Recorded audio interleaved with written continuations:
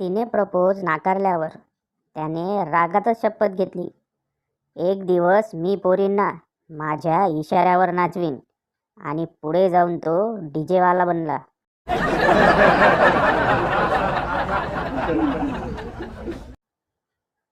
नवीन propose, तंबाखूच्या पुडीसारखं जपेन तुला, फक्त चुना लावून जाऊ नकोस.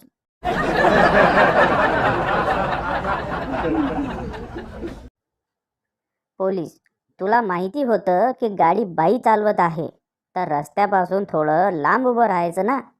अपघातग्रस्त. कोणता रस्ता? मी तर शेतात बिडी पीत बसलो होतो.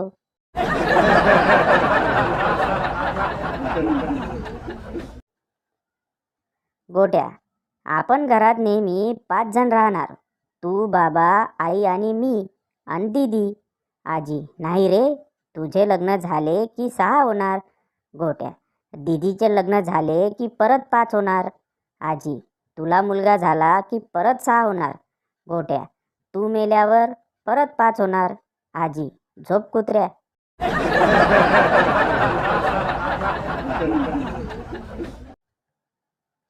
शिक्षक, जर या जगामध्ये मुलगी नसती तर काय झालं असतं?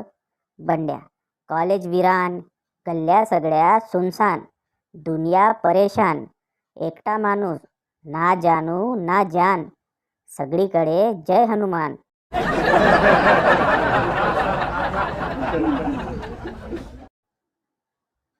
समजूतदार लोक कधीच भांडत नाहीत, फक्त आग लावून बाजूला होतात.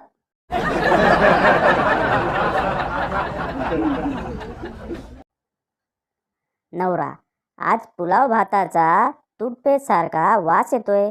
बायको, लवंग, दालचिनी, वेलदोडे आणायला सुट्टे पैसे नव्हते म्हणून पतंजली टूथपेस्ट टाकली, त्यात सगळं आहे.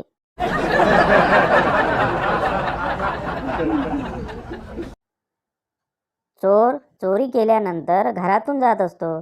तेवढ्यात घरातल्या लहान मुलाला जाग येते. मुलगा म्हणतो, शाळेचं दप्तर पण घेऊन जा, नाहीतर सगळ्यांना उठवीन.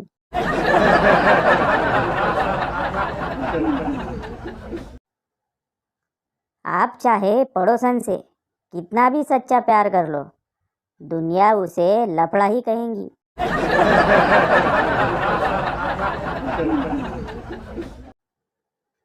अचानक पाऊस सुरू झाला आणि ती नवऱ्याला घेऊन धावतच गच्चीवर गेली आणि म्हणाली, तुम्ही चिमटे काढा, मी कपडे काढते.